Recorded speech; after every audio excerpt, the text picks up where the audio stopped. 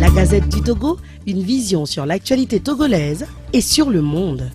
Voilà, nous revenons donc en studio avec notre invité. Alors, monsieur Nicolas Agbo, encore une fois, bonjour. Bonjour. Voilà, vous êtes commissaire national au suivi de l'action gouvernementale au comité d'action pour le renouveau CAR, parti de Maître Yaovi Agboibo. Alors, depuis que vous avez, je ne dirais pas portefeuille, mais cette responsabilité, vous assumez cette responsabilité au niveau du CAR, vraiment, est-ce que vous contrôlez, vous suivez l'action gouvernementale? Bien, avant de répondre à votre question, je voudrais souhaiter une bonne heureuse année à Radio Victoire. Merci. Et à tout le peuple togolais. Merci. Et vous souhaiter joyeux anniversaire également à l'émission. Vous avez appris que nous souhaitons voilà. Une position de plus. Oui. Nous sommes dans notre 10e anniversaire. Bien, pour revenir à la question, nous assumons pleinement les responsabilités qui nous sont confiées au niveau du parti. Chacun à son niveau.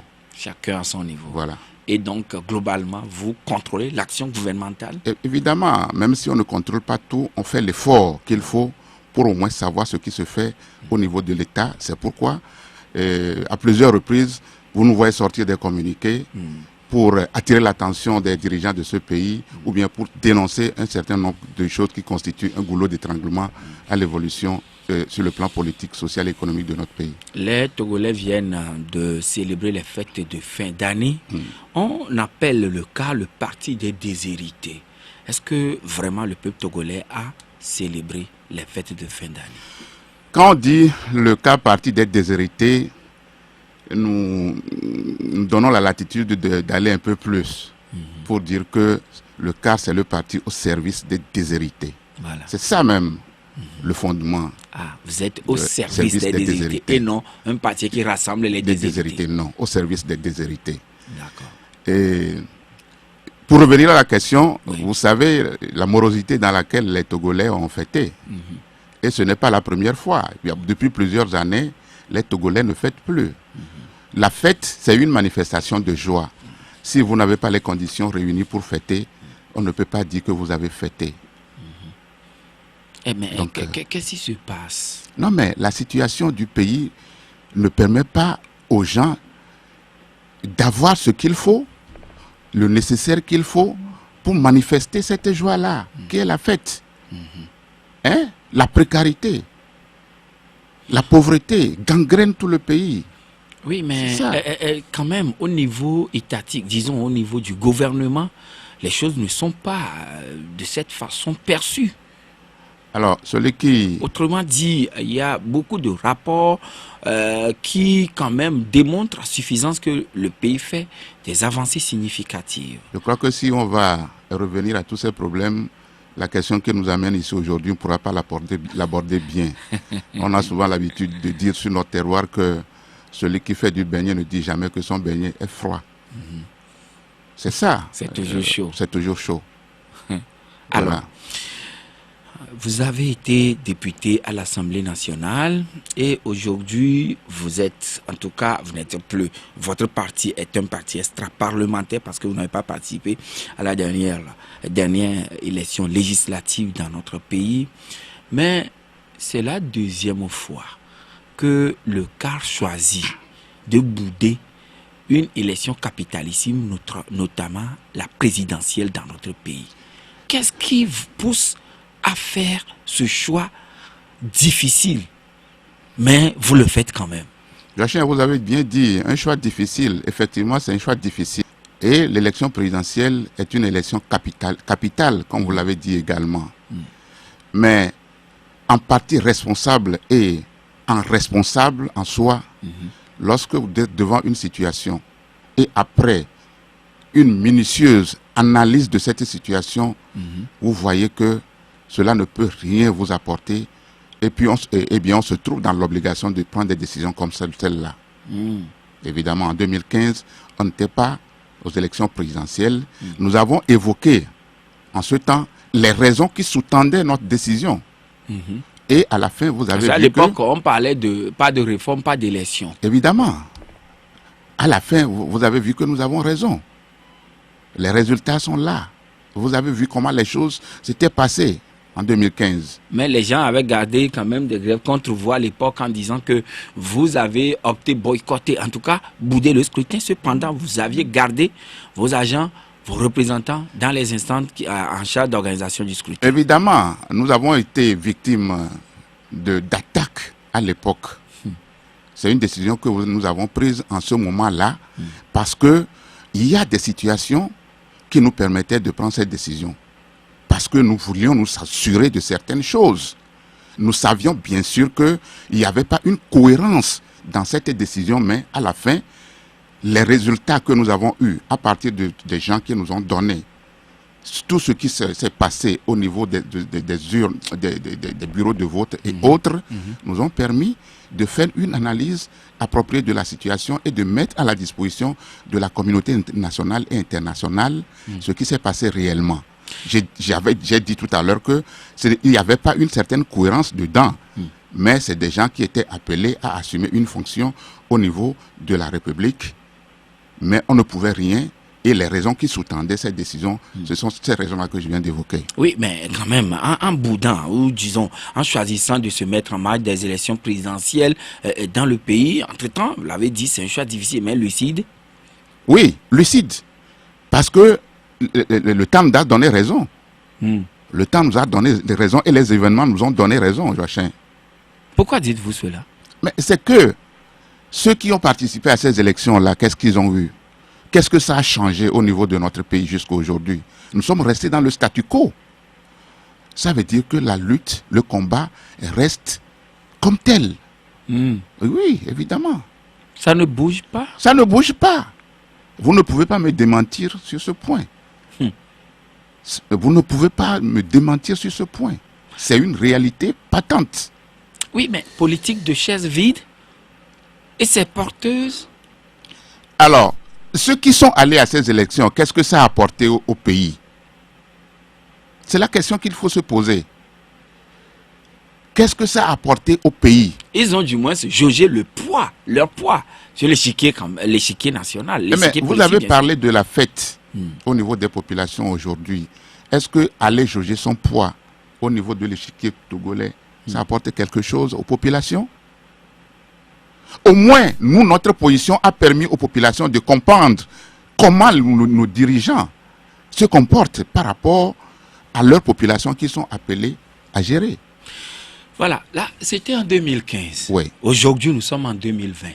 5 ans après. Oui. Et il y a eu beaucoup d'eau qui a coulé sous le pont. Oui. Alors, maintenant, pourquoi vous choisissez encore en cette année 2020 de vous mettre juste à côté du scrutin présidentiel? Joachim, de 2015 à aujourd'hui, au niveau de notre parti, le CAR, nous avons posé un certain nombre de pas.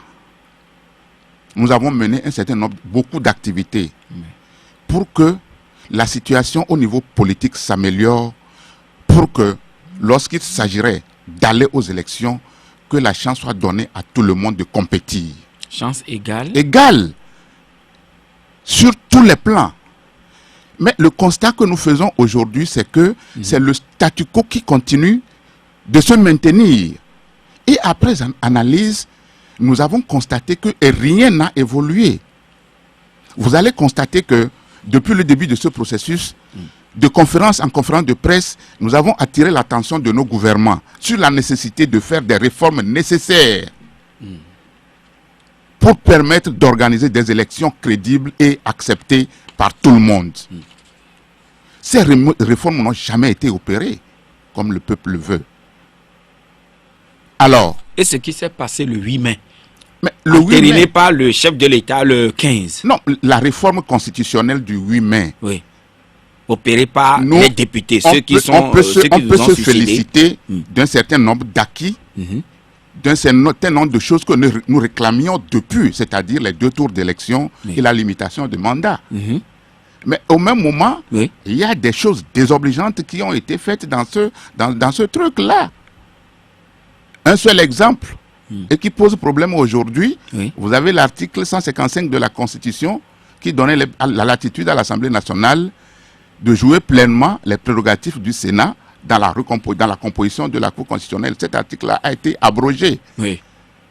Ça veut Lors dire de la qu'il y a- réforme. Lors de la réforme. Mhm. Ça, c'est un exemple pour ne pas trop maintenir la parole à ce niveau. On peut se féliciter des deux acquis dont je venais de parler, parce que c'est un combat que nous avons mené pendant longtemps. Mais limiter le mandat à 2 et les 2 tours ne permettent pas à ces 2 éléments seuls-là d'aller à des élections crédibles. Il y a les réformes, nous les avons énumérées. Le fichier électoral est là. Le problème de la CENI est là. Le problème de la Cour constitutionnelle est là. Le problème de la RAC est là. Le fichier électoral, parlons-en. Oui. En tout temps, je suivais le ministre Christian Trémois, je crois sur Niwo TV, qui disait en substance que mais si aujourd'hui vous décriez le fichier électoral, en 12 mois, ce seul fichier a subi plusieurs modifications. On a fait recensement électoral en 2018, on a fait révision électorale en mai 2019 et on a encore fait révision électorale pour que les locales soient organisées. Ces propos, c'est de la poudre jetée aux yeux des Togolais. Vous et moi savons comment ces révisions électorales sont opérées dans ce pays. Mais vous avez quand même participé au local sur la base de ce fichier. Mais bien sûr. Et ça, notre participation aux élections locales, nous sommes confortés dans notre prise de décision aujourd'hui par rapport à ce que nous faisons. Vous avez vu, si vous prenez par exemple les communes d'Agbelouvé jusqu'à Saint-Cassé aujourd'hui, c'est Unir seul qui a occupé toutes ces mairies-là. Ça, c'est quelque chose dont il faut tenir compte. Et la mairie d'Agbelouvé jusqu'à Saint-Cassé. Jusqu'à Saint-Cassé. Il faut voir comment les fraudes ont été opérées. Et nous ne cessons de dénoncer ces choses-là. Mais les révisions qui sont organisées, telles que vous venez de les énoncer, mais on donne 3 jours pour les révisions électorales. Alors que pendant 2 jours, les kits ne sont pas arrivés où ils devaient arriver. On a consacré seulement une seule journée ou bien une journée et demie pour le recensement, pour la révision, alors qu'à des moments donnés, les kits tombent en panne. Il y a beaucoup de Togolais qui sont restés au carreau et qui ne sont pas inscrits sur les listes électorales, qui ne peuvent pas exercer leur droit de voter aujourd'hui. C'est ça la question, le problème. Alors, autrement dit, le cas exprime une sorte d'amertume pour n'avoir pas véritablement engrangé de sièges au cours de ces locales, ou bien ce sont ces manquements peut-être... Ce sont ces manquements qui ont conduit à ces résultats-là. Ce sont ces manquements qui ont conduit à ces résultats et c'est regrettable pour notre pays. Alors, que répondez-vous à ceux qui estiment que le CAR a peur d'avoir 0,000 quelque chose de pourcentage à l'issue des élections présidentielles? Si les élections étaient organisées dans les normes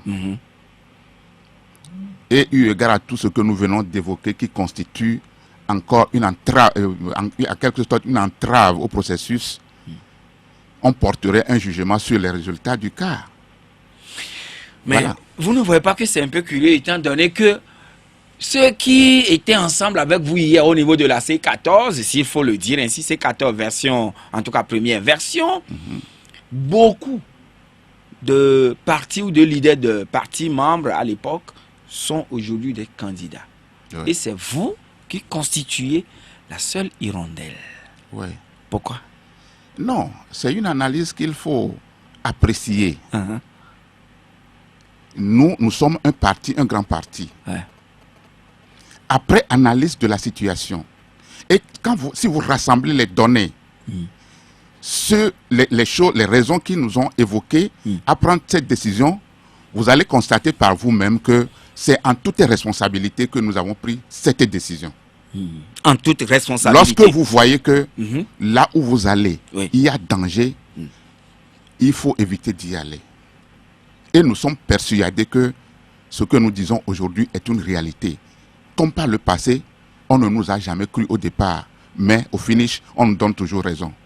Donc, si je vous comprends très bien, professeur Aimé Gogué, professeur Olu Komi, monsieur Jean-Pierre Fabre, monsieur Agbeome Kodjo, etc., n'ont pas perçu cet aspect, cet angle-là, tout comme le cas l'a vu. Non, mais s'il apprécie les choses s'il n'apprécie pas les choses de la même manière que nous, ça veut dire que ils n'ont pas perçu à juste titre les choses comme nous les percevons au cas. Oui. Et l'histoire est là pour apprécier. Vraiment? Vraiment. Alors,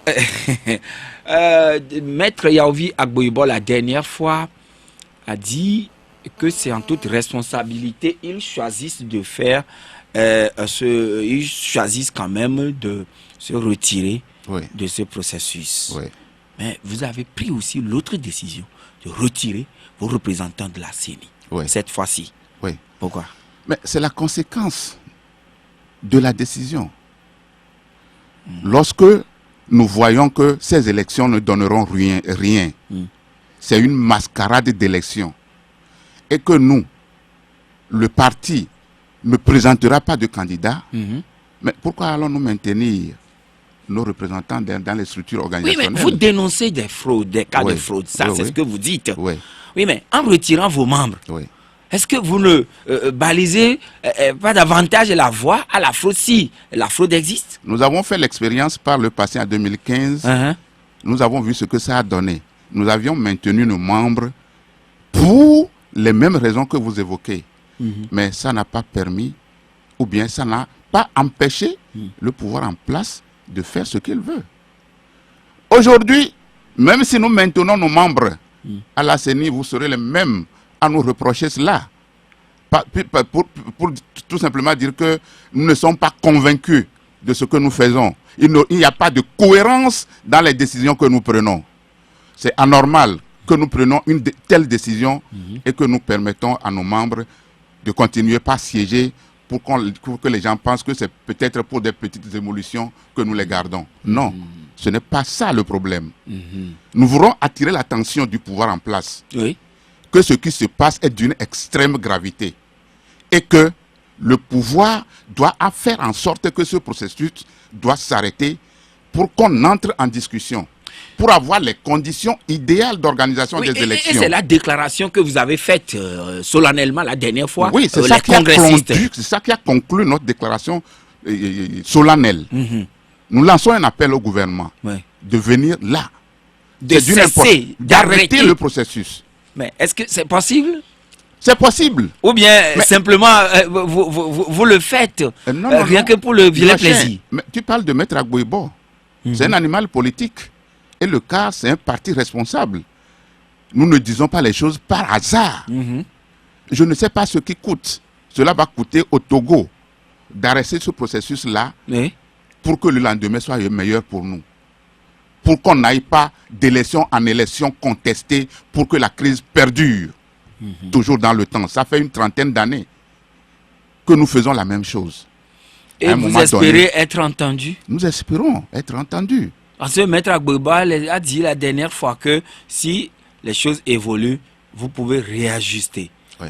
Le truc au niveau Évidemment, du CAR. je voudrais corriger le tir au niveau de ceux qui disent que le CAR a retiré ses membres. Nous n'avons pas retiré nos membres. Nous avons suspendu leur participation. Si nous sommes écoutés et que le gouvernement revient sur sa décision, eh bien, nous procédons à une analyse minutieuse pour reprendre les choses et nous présenter à ces élections. Oui, autrement dit, on ne peut pas, dans la situation actuelle, remplacer vos représentants par les représentants d'un parti extra-parlementaire. Non, nous avons suspendu la participation de nos membres. Vous avez suspendu et non retiré. Et non retiré. C'est bien cela. Il faut que ce soit clair dans les esprits. Qu'est-ce que cela voudra dire? Oui. Mais suspendre, c'est un truc momentané. Mais quand vous retirez, ça voudra dire que vous les sortez carrément. Avec bagage, vous évidemment, sortez. C'est une suspension. Les mots ont leur sens dans les contextes bien précis. Le sens dénotatif, du mot suspendre, c'est ce que je viens de donner. Il ne faut pas lui accorder un sens connotatif. Donc cela ne voudra pas dire que vous êtes retiré ou bien vous avez totalement mis fin au travail de vos représentants à la CENI. Je crois que c'est clair dans les esprits des gens ce matin. Suspension et non retrait. Alors, qu'est-ce que vous attendez avant que vous ne repreniez le travail à la CENI et ses démembrements? Non, nous l'avons déjà dit. Il faut que le gouvernement arrête le processus, engage des discussions qui aboutissent. Vous conviez autour d'une table de discussion? Mais bien sûr, peu importe, même si c'est pas une table de discussion, peu importe la nature. Et discuter de quoi? Mais des réformes. Tout porte à croire que les gens ne maîtrisent pas ce que nous disons au niveau du CAR. Nous avons parlé du statut de l'opposition, qui est l'épicentre de tout le problème que les Togolais ont aujourd'hui. Depuis que le pouvoir a fait voter un statut de l'opposition qui permet de donner un sens à l'opposition qui consiste à être à l'Assemblée et à faire une déclaration au président de l'Assemblée pour dire que vous êtes opposant. C'est ça qui a tout faussé. Ce qui fait qu'aujourd'hui, lorsqu'on fait la répartition au niveau de la CENI des représentants, mais des gens qui ne sont pas de l'opposition, qui sont avec le pouvoir, ou bien qui votent dans le même sens que le pouvoir, prennent encore dans le quota de l'opposition. Ça, il faut clarifier ce statut de l'opposition. Donc il faut c'est ce qui fait qu'aujourd'hui, au niveau des bureaux de vote, l'opposition n'est représentée que dans 6 000 bureaux de vote sur les 9 000. Et les 3 000 restants? L'opposition est absente. Totalement, il n'y a pas un seul membre de l'opposition dans 3 000 bureaux de vote. Alors, si vous prenez 500 francs bureaux de vote... Pour les élections passées ou bien jusqu'à cette veille de la pour les locales présidentielle. Et pour les élections qui viennent. L'opposition? Bien sûr. Non. Voilà, éclairez donc. C'est ce que je dis. Oui. C'est ce que je dis. Comment se fait-il que les candidats, ou disons l'opposition, n'aura pas de représentants dans 3 000 bureaux de vote? 3 000, dites-vous. Voilà. Pas 300, ni 30. L'opposition qui est représentée à la CENI aujourd'hui, c'est le cas Eladi. Oui, extra-parlementaire. Extra-parlementaire. Et c'est les deux seulement qui sont de l'opposition, de la vraie opposition, et qui ont 3 000. Parce que les deux ne peuvent pas se retrouver dans un même bureau de vote. Ah bon? Oui. Si le représentant du CAR est dans un bureau de vote, celui d'Adi ne peut pas? Non. C'est ce que la loi dit? C'est ce que la loi dit. Ça veut dire que si sur les 6 membres du bureau de vote, l'opposition n'est représentée que par une seule personne. Bon, il y a aussi l'opposition parlementaire. Quand on parle de l'opposition parlementaire, oui. Aujourd'hui, qui sont l'opposition parlementaire? Et vous les connaissez? Mais vous les connaissez que moi. Tout le monde les connaît. L'opposition n'est pas parlementaire aujourd'hui. Quand l'opposition dont nous parlons, excusez-moi de le dire, n'est pas parlementaire. Ah bon? Oui. Mais lorsque nous revisitons les accords de Ouaga... Ils n'ont pas été aux élections avec des listes de UNIR. Et pourtant, ils votent dans le même sens que UNIR à l'Assemblée.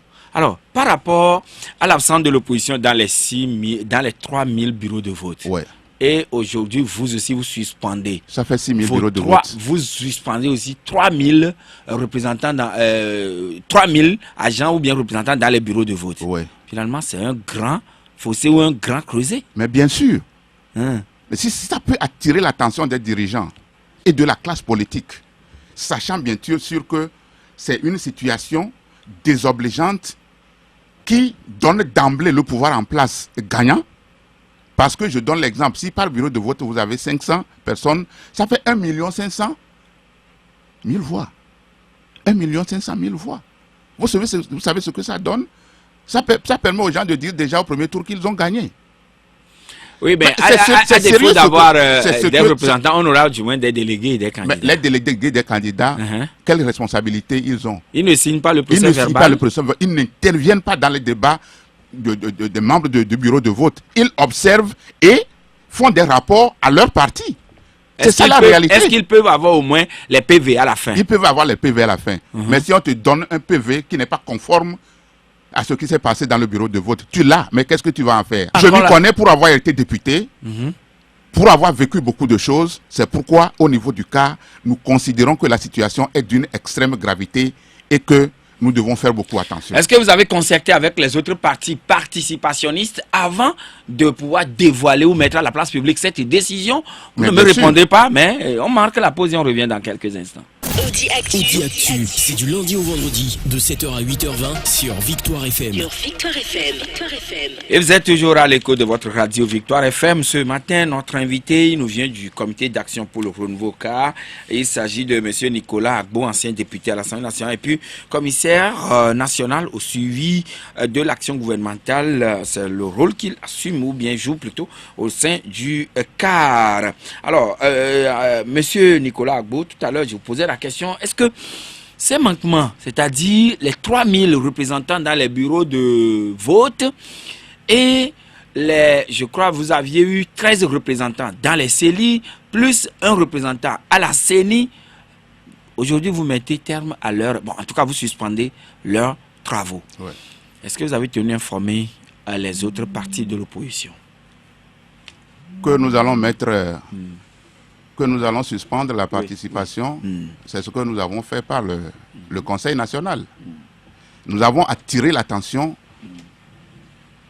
de nos partenaires de l'opposition par le truchement de notre président national sur ces faits, avec par des rencontres qu'il a eues avec bon nombre parmi eux, sur le danger qu'il y a, que nous courons en allant à ces élections si les réformes ne sont pas opérées. Et nous avons parlé de tout ça là. D'accord. Ils sont Oui, mais informés. est-ce qu'il n'y a pas risque, grand risque, que vous puissiez perdre bon nombre donc, de ces militants-là que vous avez déjà déployés? Parce que Joachim, c'est que vous leur arrachez le pain de la bouche, on le dirait. CAR ne travaille pas pour ces militants seulement. Le CAR travaille pour le peuple togolais. J'avais dit tout à l'heure que si c'est pour les émoluments que nos représentants perçoivent dans les bureaux de vote qu'il faut maintenir la situation du pays comme ça, ça veut dire que c'est des milliers de Togolais que nous envoyons au-delà. Et ce n'est pas normal. Justifier ce truc-là par le fait que si nous maintenons nos représentants, les petits sous qu'ils prennent à la fin du mois dans ces institutions, tout ça là, vont faire en sorte qu'ils vont quitter le cas et il faut les maintenir. Je crois que c'est commettre une erreur grave, irréparable à l'endroit de nos populations. Nous ne travaillons pas pour les militants du cas seulement, mais bien le Togolais. Ouais. Est-ce que les gens ne vont pas quitter? Nous avons pris des dispositions pour... D'abord, tous nos représentants ont pris part au Conseil. Ils n'ont pas pris cette information sur les réseaux, sur les médias ou bien sur les réseaux sociaux. Ils ont participé au Conseil. Tous ceux-là qui vous représentent? Bien sûr, ils ont tous participé au Conseil national la dernière fois. Donc, il n'y a pas de justification à faire. Nous travaillons pour le peuple. Ce qui doit arranger le peuple, c'est ce que nous sommes en train de faire. Oui, voilà. L'autre chose, parlant des CELI, comment a été fait la répartition? Et puis, vous avez pu obtenir 13. Les autres, ou bien qui se sont partagés le reste? C'est 38 CELI. Oui. Nous avons 8-13. Le CAR a eu 13. Le CAR a eu 13. Le PDR, qui est aussi un parti extra-parlementaire, à 13 et ADI à 12. Le PDR a 13 et ADI à 12. Oui. Pourquoi? Non, c'est ce qui a été fait. La répartition qui a été faite, peu importe comment les choses ont été discutées, c'est ça les résultats, il faut les prendre comme tels. D'accord. Donc, le PDR, parti extra-parlementaire de l'opposition, a pris aussi 13. Prenez ça comme vous voulez. Alors, nous allons parler un peu d'une lettre ouverte, écrite par le Front Citoyen Togo Debout et Synergie Togo, au président de la République, Faure Gnassingbé, qui prête serment ce matin. Alors, vous avez certainement lu et relu cette lettre. Qu'est-ce qui vous vient à l'esprit? Joachim, je vous assure que quand j'ai pris connaissance du contenu de cette lettre adressée par les deux sociétés civiles au président de la République, c'était comme un choc. Vous pouvez imaginer que le 23, l'Assemblée nationale a voté une loi organique modifiant la loi organique portant composition et fonctionnement de la Cour constitutionnelle. C'est ce qui a été fait le 23, avant que le 30 décembre, les 7 membres de la Cour constitutionnelle actuelle bancale ne prêtent serment. C'est une aberration. Bancale? Oui. Pourquoi? C'est une aberration parce que cette Cour n'existait pas. Alors, lorsque vous prenez l'article 92 de la Constitution de la 4e République, article 92, si vous avez la Constitution, il est clairement dit que les projets de loi organique sont soumis à la délibération et au vote de l'Assemblée nationale à l'expiration d'un délai de 15 jours après leur dépôt. Oui, c'est le premier alinéa. C'est le premier alinéa. L'alinéa 2 de l'article 90 dispose que les lois organiques ne peuvent être promulguées qu'après la déclaration par la Cour constitutionnelle de leur conformité à la Constitution. Alors, L'article 3 de la loi organique numéro 2004-004 du 1er mars 2004 portant organisation et fonctionnement de la Cour constitutionnelle dispose que, avant d'entrer en fonction, les membres de la Cour constitutionnelle prêtent serment devant le président de la République en présence du président de l'Assemblée nationale et du président du Sénat. Et en présence du président du Sénat. Du Sénat. Attends, j'en viens. L'alinéa 2 de l'article 7 de la loi organique dispose que tout manquement aux obligations prescrites par la présente loi organique constitue un acte de forfaiture. Oui, c'est ce que je viens de découvrir aussi dans la loi organique 2004-004. Est-ce que tout ce que je viens d'évoquer par rapport à nos têtes sont respectés? Est-ce que nous avons le président du Sénat aujourd'hui? Dans la loi fondamentale, avant l'abrogation de 8 mai, dans la loi fondamentale, avant l'abrogation, avant la réforme de 8 mai, il est dit clairement que, en l'absence du Sénat, l'Assemblée nationale joue pleinement le rôle du président. Je crois que c'était l'article 155 qui a été abrogé. Qui a été abrogé. Oui. Aujourd'hui, on ne peut plus avoir le président du Sénat. On ne peut plus avoir le Sénat parce que, pour composer le Sénat, c'est les élus municipaux et les élus régionaux. On ne peut pas organiser les élections régionales. Bon, alors, les élections régionales seront organisées. C'est pourquoi on a aujourd'hui 7 membres sur 9 qui ont prêté serment en attendant qu'après les élections sénatoriales, qu'on vienne maintenant compléter. Et vous pensez que c'est en respect des textes que je viens de vous lire? C'est une forfaiture, c'est une aberration. La Cour constitutionnelle n'existe pas aujourd'hui, c'est bancal. Ah bon? C'est bancal. Oui, mais s'il faut parler du quorum aujourd'hui, le quorum ce sera fait par rapport à quoi? Au 7? Oui. Avant qu'on ne parte, le législateur en proposant 9, ce n'est pas gratuit. Mais ne nous amusons pas avec la République. Ne badinons pas avec la République, Joachim. Ce qui se passe au Togo est d'une extrême gravité et les générations à venir, si nous n'y prendons garde, vont nous traiter de n'importe quoi. C'est pourquoi nous attirons l'attention du gouvernement de revenir sur sa décision d'organiser ces élections-là dans ces conditions.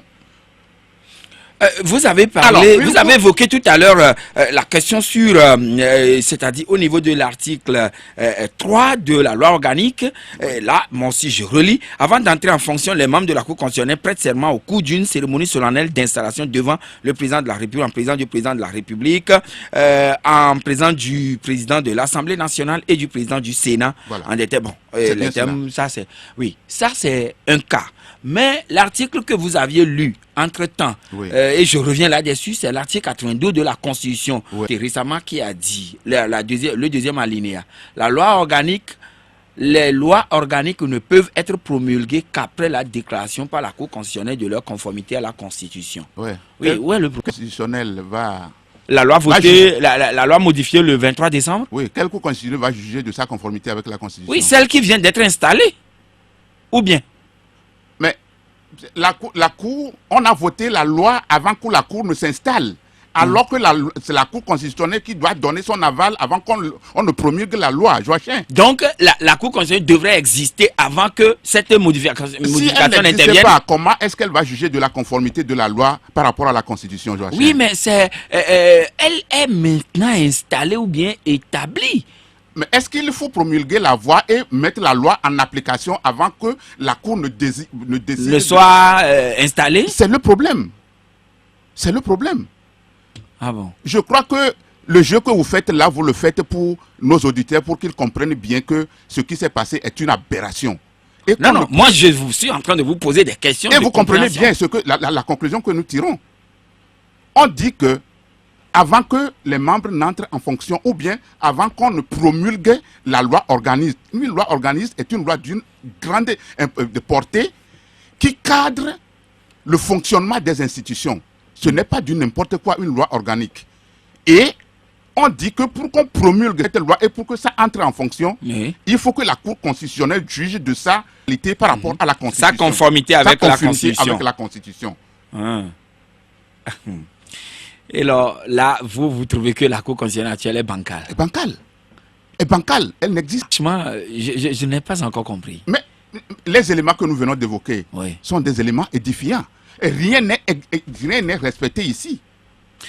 Nous allons permettre aux auditeurs Bien. qui nous écoutent également. Est-ce que la loi organique est au-dessus de la Cour constitutionnelle, de la Constitution? Non. Alors, et qu'est-ce que vous dites? C'est la Constitution du pays. Au-dessus de la loi du pays.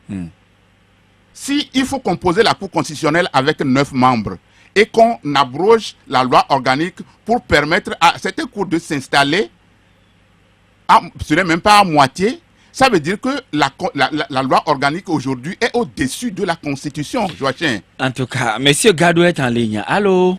Bonjour. Bonjour. Moi, je vais parler de la candidature unique de Monseigneur Podio. Oui. Bon, vous savez, de nos jours, on a 90% de négociations et 10% de démocratie. Regardez le cas du Congo. Parce que le pouvoir a le pouvoir de donner le pouvoir à qui il veut. Bon, Monseigneur Podio, est-ce qu'il a vraiment contacté le pouvoir pour savoir si cette candidature lui plaît? Parce que le prélat n'est pas en bon terme avec le régime. Vous avez vu comment il les a insultés, bon, problème du marché, brûlé, tout ça. Bon, mais quand il choisit ce candidat, est-ce que le pouvoir aimerait donner le pouvoir à ce candidat que Monseigneur Podio va manipuler peut-être un jour? Merci, bonjour. D'accord, bien noté. Et nous accueillons Monsieur Bozambo, bonjour. Allô, bonjour. Oui. Bonjour à notre invité. Bonjour. Tous les Togolais souffrent de l'alternance. Le cas a boycotté l'élection de 2015. Il a gardé ses membres à la CENI. Pourquoi à ce moment vous avez fait dégager votre membre de la CENI? C'est ça que le Togolais ne vous comprend pas. Soyons unis et laissez les querelles entre vous et sauver le Togo. Vous avez l'opportunité de prendre 16 personnes de la CENI. Si c'est un peu aussi, il faut... Donc le peuple qui va donner la victoire à vous. Soyons unis. Je ne comprends pas vous les opposants. Hein. Vous avez en train de nous blesser. Les mêmes personnes et les mêmes voix que vous avez allé à l'élection locale. Et pourquoi vous avez attendu jusqu'au moment que vous avez retourné de local et vous allez boycotter? Vous n'avez pas boycotté. Au moment qu'on a pris un candidat unique et vous avez regroupé votre assemblée là et vous dites que vous avez retiré de la CENI, ça ne plaît pas aux Togolais. Soyons sérieux. Vous avez été, mon cher ami Bozambo, très fâché contre le car, on dirait. Non, on va prendre Sylvain. Bonjour. Oui, monsieur Jachet, bonjour. Bonjour. Oui, et tout ce que l'invité vient de dire, tout ça là, c'est vérifié. Tout ce que le pouvoir en place est en train de mettre en place pour les élections, tout est bancal. Donc, il faut être ensemble pour barrer la route à ces élections bancales là.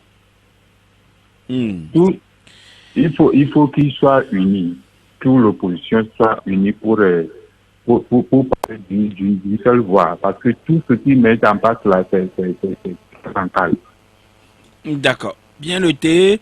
Nous prenons le dernier auditeur, c'est Monsieur Ali. Bonjour. Bonjour, Monsieur Joseph. Oui.